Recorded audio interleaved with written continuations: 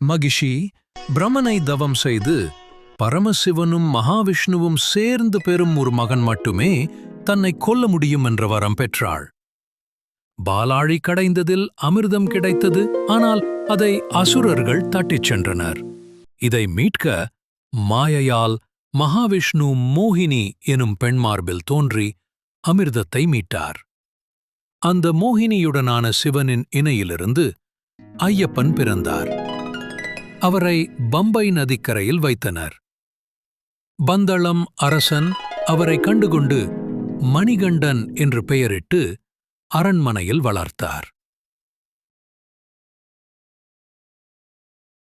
அந்த காலத்தில் குருவின் குருடும் காதுகளற்ற மகனுக்கு காட்சி அளித்ததில் ஐயப்பன் சாதாரண மனிதர் அல்ல என்பதை அறிந்தனர்.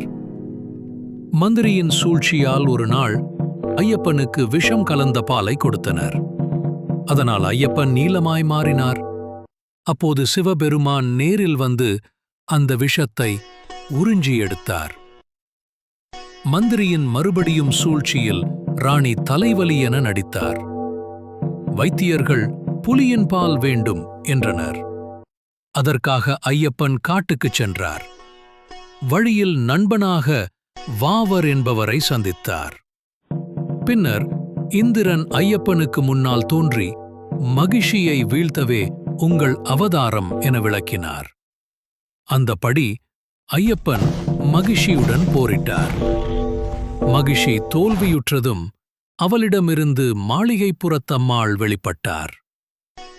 இந்திரன் புலியாக மாற ஐயப்பன் அந்த புலியின் மீது ஏறி திரும்பி அரண்மனையை அடைந்தார். அப்போது அவர் கூறினார், என் அவதார நோக்கம் நிறைவேறியுள்ளது. நான் காணாமல் போவேன். ஒரு அம்பு எய்கிறேன், அது விழுமிடத்தில் எனக்கு ஒரு கோயில் அமைக்க வேண்டும் என்று கூறி காணாமலானார். சுவாமியே சரணம் ஐயப்பா.